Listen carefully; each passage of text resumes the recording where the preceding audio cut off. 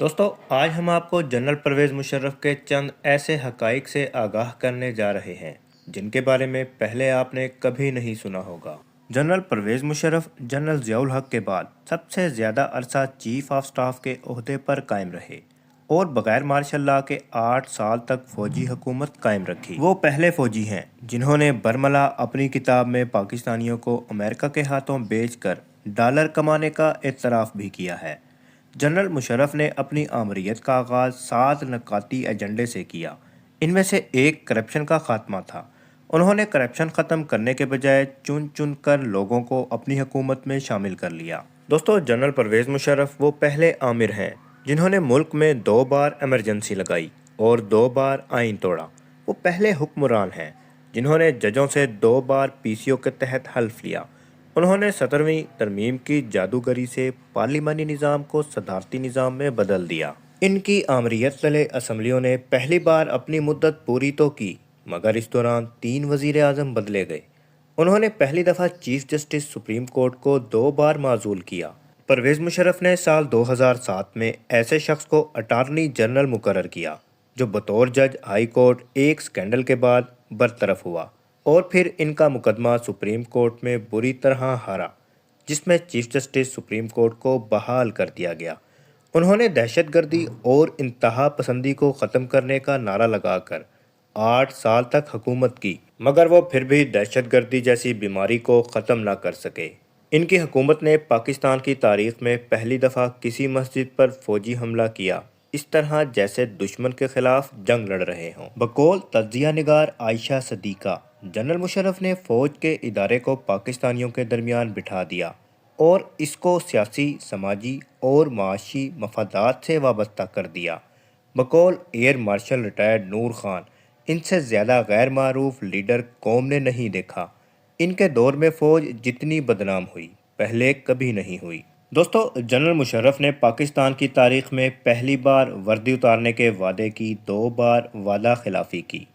General Musharraf نے اس معاشی ترقی کا کریڈٹ لینے کی کوشش کی جو 9/11 کی مرہون منت تھی۔ دوستو پرویز مشرف نے کامیاب سیاست کرتے ہوئے پہلے پاکستان پیپل پارٹی کے ارکان اسمبلی توڑ کر مسلم لیگ ق کی حکومت بنوائی اور پھر فضل الرحمان کو حزب اختلاف کا لیڈر بنا کر اور اسے سرحدوں میں حکومت سازی اور بلوچستان میں حکومت میں شرکت سے اس کے ذریعے 17ویں ترمیم پاس کروائی۔ جنرل مشرف نے جس بے ضرر میڈیا کی آزادی کا ڈھنڈورا پیٹا وہ ان کے خلاف بولنے لگا تو اس کی زبان بند کر دی۔ جنرل مشرف کے دور میں اسلام آباد میں قہوہ خانے، مساج پارلر اور کلب کھولے گئے۔ جنرل مشرف کے دور میں لوگوں کو اسلام آباد میں فارم ہاؤس کی شکل میں اربوں روپے کی زمین کوڑیوں کے بھاؤ بیچ دی گئی۔ دوستو جنرل پرویز مشرف کے دور میں سب سے زیادہ پاکستانی غائب کر دیے گئے۔ پرویز مشرف نے صدارت کا عہدہ رکھنے کے باوجود تاریخ میں پہلی بار بطور چیف آف سٹاف ملک میں ایمرجنسی لگائی اور پھر بعد میں ایمرجنسی اٹھانے کا اختیار صدر کو منتقل کر دیا کیونکہ وہ فوج سے ریٹائر ہو کر بطور سویلین صدر بننے جا رہے تھے۔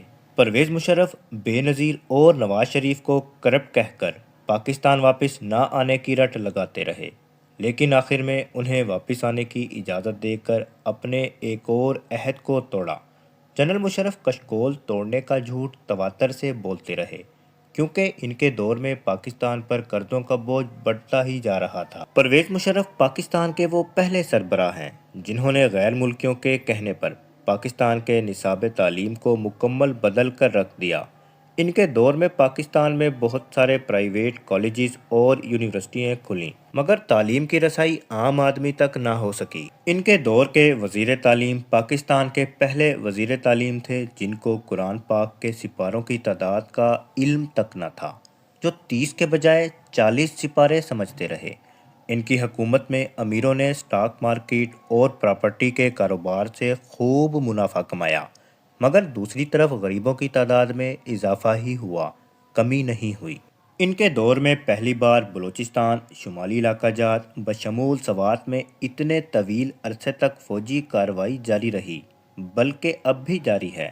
جنرل مشرف کے دور میں پہلی بار غیر ملکی افواج نے پاکستانی سرزمین پر بم برسا کر پاکستانیوں کو شہید کیا اور بعد میں سارا الزام انہوں نے اپنے سر لے لیا۔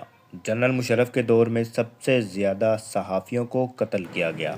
दोस्तों, इन तमाम हक़ाइक़ के बारे में अगर आप कोई तरदीद करना चाहें तो आप कमेंट बॉक्स में हमें बता सकते हैं ताकि हम इसकी तस्दीक कर सकें। मज़ीद इसी तरह के वीडियोज़ के लिए हमारे इस चैनल को सब्सक्राइब कर लें और साथ बने बेल आइकन को भी प्रेस कर लें।